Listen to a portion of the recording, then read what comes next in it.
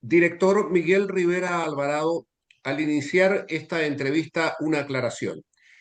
Su contenido no es un resumen del libro La escuela ha muerto, viva la escuela. Solo toca algunos aspectos importantes, pero no reemplaza de ningún modo la lectura completa en la que van a encontrar quienes lean la obra temas sustantivos para entender la importancia de los cambios que se impulsan y los desafíos que deben enfrentarse. Comencemos por aclarar la contraposición retórica del título de su libro. La primera parte dice, la escuela ha muerto. ¿Qué razones justifican decretar su fallecimiento? Yo diría que, bueno, esto surge a partir de la pandemia. Este fue originalmente un artículo escrito en mayo del año 2020, cuando en el mundo y en Chile particularmente las escuelas se cerraron, tardaron mucho tiempo en abrirse. Me acordé de la famosa historia del rey Carlos VI, 1400 y algo en Francia, cuando muere el rey ha muerto, viva el rey, la escuela ha muerto, viva la escuela.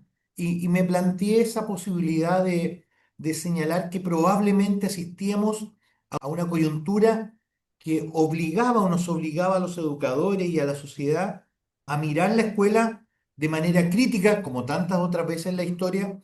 La afirmación de la escuela ha muerto tiene que ver con la vigencia o el sentido que tiene la escuela, que a mi juicio, a partir del año 2020 entra en una crisis profunda en la manera en cómo había sido diseñada en plena sociedad industrial. Y precisamente la segunda parte del título dice, viva la escuela, lo cual es cierto, pero no cualquier escuela. Una escuela, José, que le haga sentido no solamente a los estudiantes actuales, los estudiantes van cambiando, ¿no? A lo largo del tiempo y de las épocas, sino que le haga sentido a los requerimientos que tiene la sociedad, en una sociedad del conocimiento, en una sociedad postmoderna, en una sociedad donde la complejidad y la incertidumbre se han apoderado. La escuela tiene que responder a esa lógica para que los ciudadanos que se forman en esta escuela se integren de manera crítica, por supuesto, como protagonistas, no solamente como receptores a esta sociedad para que la cuestionen, para que la modifiquen y para que la humanicen permanentemente. Dice un párrafo de su libro lo siguiente. En Chile, el año 2004, se publica la investigación ¿Quién dijo que no se puede? Escuelas en sectores de pobreza causó un gran impacto a nivel nacional. Un estudio cualitativo de 14 escuelas básicas con estudiantes de bajo nivel socioeconómico obtuvieron excelentes resultados, similares a los mejores colegios privados del país. Profesor, dos aclaraciones indispensables. Hemos tenido durante décadas el mayoritario convencimiento que la pobreza, los bajos recursos para la educación, las escuelas con severas limitaciones de infraestructura afectan negativamente al éxito educativo. Sí, el estudio, José, del año 2004 vino a confirmar en Chile lo que el movimiento de escuelas efectivas desde el año, yo diría, 72 viene o venía realizando en el mundo. Es decir, recuerda que el año 1965 se publicó en Estados Unidos el famoso informe Coleman, que señalaba que la escuela aportaba muy poco a la formación original, Así porque es. todo venía dado por el capital social, cultural y relacional de la familia. Y eso hoy día está archiconocido. Los resultados que arroja la escuela son producto de los padres de los estudiantes. Por lo tanto, los estudiantes de familias adineradas, con mayor capital cultural, les va a ir mejor. Por lo tanto, ahí donde viene el gran impacto que provocó este estudio, porque en Chile existe un sistema de evaluación universal, estandarizado, que se aplica todos los años en cuarto año básico de preparatoria, en octavo año básico y en segundo año medio de educación secundaria, en lenguaje, en matemática y en otras áreas. Y tradicionalmente, los mejores resultados siempre han estado en los colegios privados en Chile, que representan el 8%. Sin embargo, este estudio que se hizo el año 2004 mostró que había colegios o escuelas, pocas, sí, de muy pocos recursos en ambientes o en ciudad o en comunas bastante deprivadas económicamente, comunas pobres, colegios sin recursos, hijos de padres con poca educación, y demostró que esos resultados en el CIMSE, Sistema de Medición de la Calidad de la Educación, eran similares a los colegios privados. Entonces, ¿qué hizo este estudio? Fue a estas escuelas, 14 escuelas en Chile, y dijo, a ver, ¿qué cosas hacen ustedes que permiten que estos estudiantes les vaya al igual que un colegio privado? Eso fue notable, porque demostró que las escuelas que tenían altas expectativas de los estudiantes, que tenían un clima organizado, una buena relación de estudiante-profesor, trabajo en equipo de los docentes, no actuando como isla, un sentido de responsabilidad y de incomodidad ante esta injusticia, son 8 características que eran similares en estas 14 escuelas. Nos hicieron ver, yo ya era director en esos años en Antofagasta en un colegio privado. Yo, de los 30 años que llevo de director, 26 lo he tenido en colegio privado. Por eso, cuando señalo, estuve en ese otro lado, ¿no? Entonces, en el fondo, lo que demostró este estudio es que la escuela, si se lo propone y desarrolla determinadas acciones, le aporta un valor agregado. Por ejemplo, en Chile, 340, 350 puntos en el SIMS es un puntaje fantástico. Pero esos colegios que obtienen 340 o 350 puntos en cuarto básico en lenguaje y matemática, esos alumnos llegaron a primero básico con 310 puntos. Pero una escuela de privada en sectores vulnerables, a lo mejor los alumnos llegan con 200 puntos y la escuela le otorgó 80 puntos y esos alumnos sacaron 80 puntos. Entonces, ya no es el ranking, es cuánto le aporta la escuela como valor agregado a ese estudiante. Y ese estudio, José, el año 2004, a mí personalmente, perdóname el término, me voló la cabeza. Es decir, la escuela sí puede hacer la diferencia si realiza determinadas acciones que son fundamentales para que los alumnos puedan cambiar su trayectoria lineal muchas veces. ¿No es cierto? Las escuelas pobres preparan a niños o niñas para que sean obreros y cumplan determinados roles en la sociedad. De hecho, usted ha respondido gran parte de la segunda aclaración, ¿no? El hecho de que condiciones económicas no necesariamente van a impedir el progreso de los estudiantes. Es decir, con otras palabras, esto es como para ser muy optimistas, ¿no? Porque hay maneras de mantener a raya la pobreza. Sí, sin duda. El origen no determina el destino final. ¿Ya? Nosotros no tenemos nada que hacer con el origen. Yo dirijo hoy día en una comuna pobre, rural, eh, centro-sur de Chile, en Colchagua, la comuna de Peralillo, el Liceo Víctor Jara. El mejor ejemplo para mí es Víctor Jara. Origen pobre, humilde, de campo, su padre abandona a su madre, él queda huérfano a los 17, 18 años y él se busca, no tuvo escuela, ¿ya? Paralelamente, por esos mismos años, 1932, nació lo que la historia va a conocer en Chile como el Chacal de Nahuel Toro, ¿no? Así Este es. hombre sin educación que terminó asesinando, ¿no es cierto?, a su esposa, a sus hijos, borracho completamente, pero que después el sistema lo educa, se da cuenta de su crimen, pide perdón, en fin. Y eso termina muy mal porque termina, ¿no es cierto?, ajusticiándolo. Pero lo que quiero señalar es que ¿qué hubo en la vida de Víctor Jara y del Chacal de Nahuel Toro que cambió las trayectorias? La escuela o personas significativas como adultos formadores.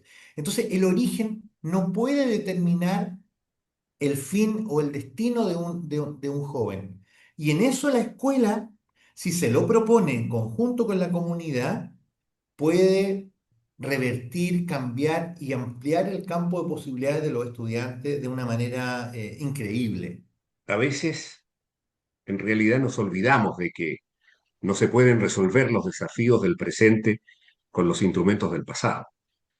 Y en el pasado, las escuelas como las universidades fueron recintos alejados de la sociedad, como si la sociedad hubiese sido una intromisión indeseada en las tareas educativas.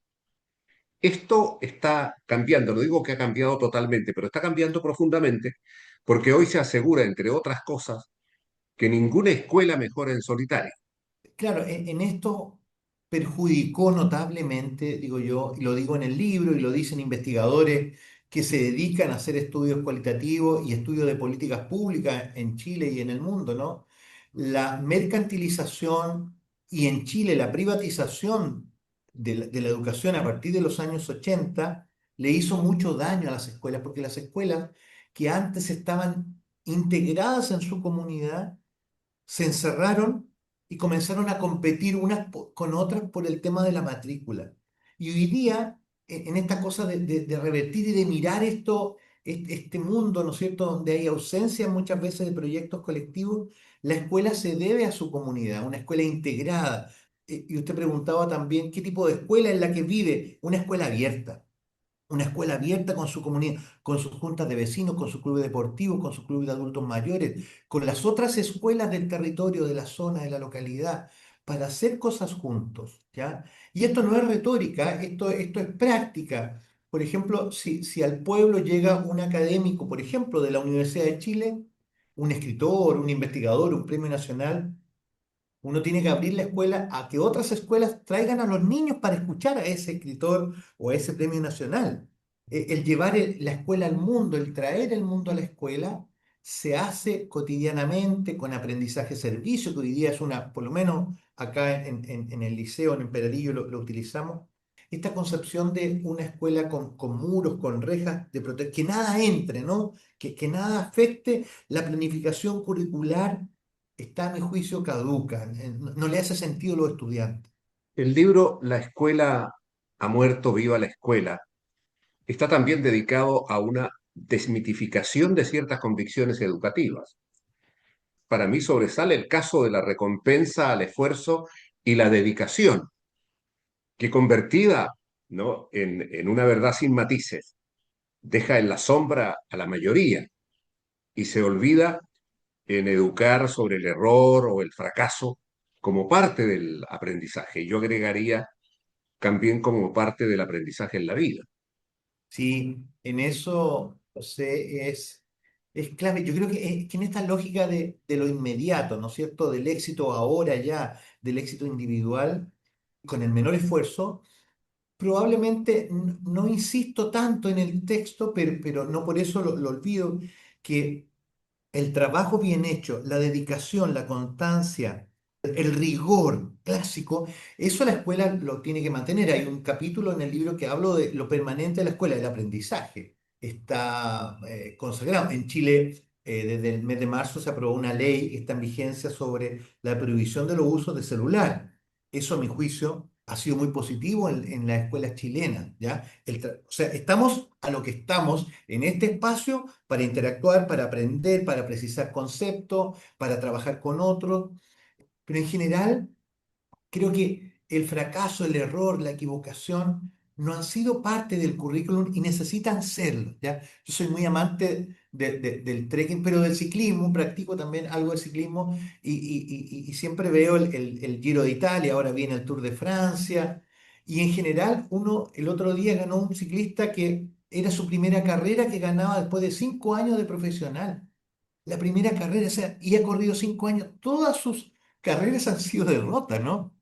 Y en eso creo que la escuela tiene que profundizar en cómo la derrota, el fracaso, el error o la enfermedad, la vejez, son parte de la vida, ¿ya? Y tenemos que vivir con ella en el currículum, en la vida escolar, para poder formar una generación que se acostumbre a vivir con esto, ¿no?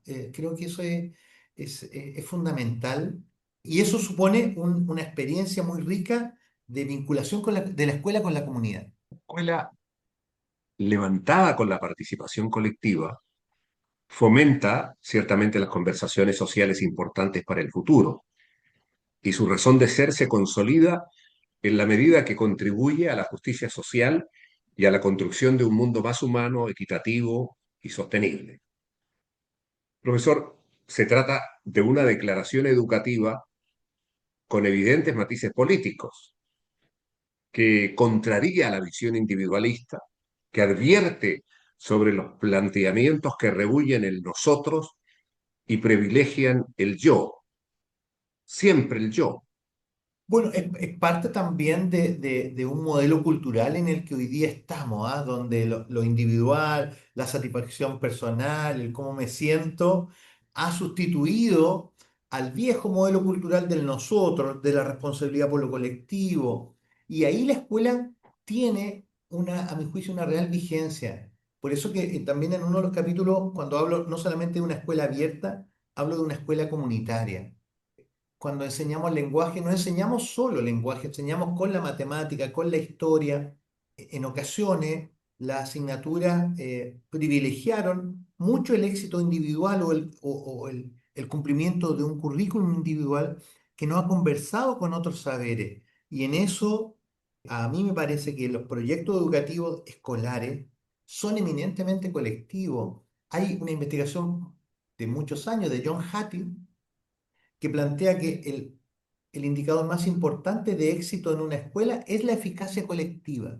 No es lo que yo hago como profesor o como estudiante, es lo que somos capaces de hacer por el beneficio de los estudiantes. Y en eso, la organización del curso, del grupo curso, por cuidar su sala, por hacer su proyecto de curso, por organizar su viaje de estudio, por cuidar el patio del colegio, es clave. O los profesores de asignatura que se juntan en departamentos y planifican su clase. Esa es la dimensión colectiva. La escuela con otras escuelas, la escuela con las universidades, con las empresas del sector. Entonces, eso probablemente sea contracultura hoy día, pero es lo que le da validez y significancia o vigencia a la escuela. Cuando digo que la escuela está viva, es porque es el paladín, el sostén de la vida comunitaria. Cuando la escuela hace cosas, llegan los abuelos, las abuelas, los tíos. Eso es parte del ethos colectivo que permitió que se construyeran los países, las comunidades, las localidades. Probablemente en las ciudades cuesta más, las ciudades más grandes. Yo dirigí en Iquique, en Antofagasta, en Viña del Mar, pero en los pueblos pequeños, Chile me parece que son 356 comunas, de las cuales muchas son pueblitos pequeños, donde hay un solo liceo. Lo que hacen las escuelas tiene una repercusión muy grande y eso hay que valorizarlo. Entre paréntesis, profesor, esto tan importante que estamos hablando, en realidad uno se lo encuentra cada día. Fíjese que antes de llamarlo, yo estaba viendo una página que veo todos los días con noticias y venía entre medio de todo esto de las guerras, de los acuerdos de paz, etcétera, etcétera, venía el proverbio árabe del día: quien camina solo llega más rápido, pero quien camina acompañado llega más lejos. Sí, Y eso es decir, sí. el que va con otros siempre va a tener mayores posibilidades de ir más lejos que el que camina solo. Pero bueno, profesor, una de las críticas recurrentes a la escuela tradicional es el énfasis que pone en la memorización, ¿no? En perjuicio de la creatividad, de la experimentación, de la comprensión, lo cual es totalmente efectivo. No obstante, deseo esbozar aquí un matiz importante, y me baso para esto en la convicción de un hombre que admiro muy sinceramente, George Stein, quien dice que la memorización de ciertos textos, de la poesía, en un momento pasan a formar parte de nosotros y nos acompañan toda la vida. Eso es algo que nadie puede arrebatarnos. Lo comparto plenamente. Podría recordar algo, hablo del libro en el prefacio de los profesores que me marcaron a mí. Me marcaron Sí, también de un chico muy tímido y aprendí poemas preciosos en primero y segundo básico a partir de la memorización. Y me acuerdo de mi profesora Elba, que era una maestra de la comunicación en primer año básico, y creo que eso no se puede perder. La pregunta es, ¿qué cosas debemos memorizar? ¿Ya? ¿Y cuáles son los mecanismos desde la motivación para que eso que voy a memorizar se quede impregnado y lo logre utilizar finalmente en la vida? Pero hay cuestiones que sí uno las debe conocer. Y eso supone método, supone rigor, supone estructura, y la escuela tiene una lógica también de estructura necesaria que no se puede perder, y yo creo que no se ha perdido. La influencia e impacto del profesor es decisiva. Para ello se requiere una reflexión crítica, autocrítica, sobre la práctica educativa y sus resultados, y una cultura profesional colegiada. Asimismo, es preciso una permanente puesta al día de las exigencias pedagógicas, como el papel que juegan hoy las neurociencias, las redes sociales, el entorno social. Esta es una lista muy incompleta, profesor, pero orienta sobre el ingente esfuerzo que deben hacer los docentes. Y no obstante esta realidad, tienen salarios que no están, para decirlo diplomáticamente, a la altura de los deberes y responsabilidades. Y de vez en cuando se ven obligados a salir a la calle a protestar por el trato injusto. En estos momentos el caso de España es el ejemplo más reciente. Bueno, yo tuve la suerte el año pasado, en junio, precisamente de estar en Extremadura, en la Universidad de Extremadura, en Badajoz y en Cáceres, participando en un seminario sobre, sobre la escuela. Y ahí tuve la oportunidad de compartir con dirigentes gremiales, que está muy bien estructurado por zonas. Y estos dirigentes tienen que recorrer ahí el territorio y claro, ahí hay una situación bastante compleja, compleja también lo que está pasando en Argentina con los maestros de escuela y con los maestros Y la universitarios. reducción de los presupuestos, muy Ab- importante, la absu- reducción de las abs- becas. Absolutamente. Bueno, en Chile ya se anunció que no hay becas para beca de magíster y doctorado en el extranjero y la implicancia que eso tiene. Ahora, en Chile, felizmente ha ocurrido en los últimos años con la concreción de la carrera docente, permite que se hayan mejorado sustantivamente las remuneraciones docentes a partir de una evaluación, de una categorización, de niveles, ¿no es cierto?, desde inicial, avanzado, experto uno, experto 2, que permite que se vaya generando cada vez más una mejor ingreso y remuneración, pero es un tema siempre pendiente. Yo diría que ahora el tema en Chile lo estamos liderando con un grupo de directores en redes de directores, es establecer también la carrera directiva, que es un tema que falta en Chile, que centros de investigación lo han ido abordando en los últimos 10 15 años, pero no se ha avanzado, que es que en Chile tengamos una carrera directiva que atraiga a los mejores líderes para movilizar las escuelas. Y yo creo que justamente esa es una muy buena manera de concluir esta entrevista porque quiero preguntarle cuál es la importancia del papel que juegan los directores para marcar una diferencia, un camino de una escuela y también de sus estudiantes. Yo creo que es central. El libro, yo diría que inicialmente está dirigido a los directores y directoras de Chile, cerca de 11.000 que hay en Chile, y privados subvencionados públicos, incluyendo microcentros, escuelas rurales. De los equipos directivos, cada director trabaja con un equipo directivo, jefe académico de orientación, inspectores generales para el tema de la disciplina y la seguridad.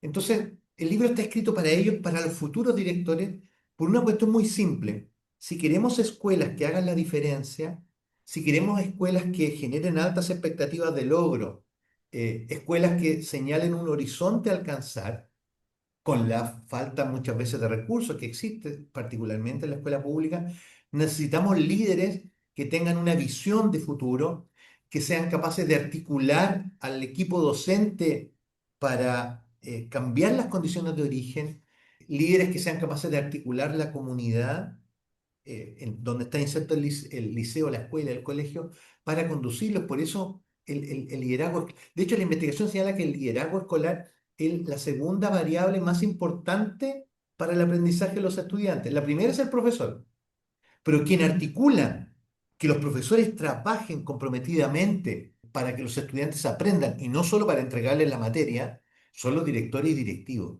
Entonces es fundamental una escuela con buenos directores y buenas directoras, con visión, ¿ya? De futuro, con ambición, generan cambio. En Chile hay ejemplos notables. Incluso en la investigación de quién dijo que no se puede, del año 2004, esas 14 escuelas se volvieron a estudiar 20 años después. Y algunas ya no estaban en el sitial donde habían estado, porque habían cambiado los directores. Entonces, esto es súper relevante. Por eso que yo aspiro, y en mi sueño, y está plasmado ahí en el libro, que profesores y profesoras con liderazgo, con capacidad, con ambición, que quieran salir de su espacio de asignatura, ¿ya? O de docencia para movilizar la escuela, se animen a seguir la carrera directiva.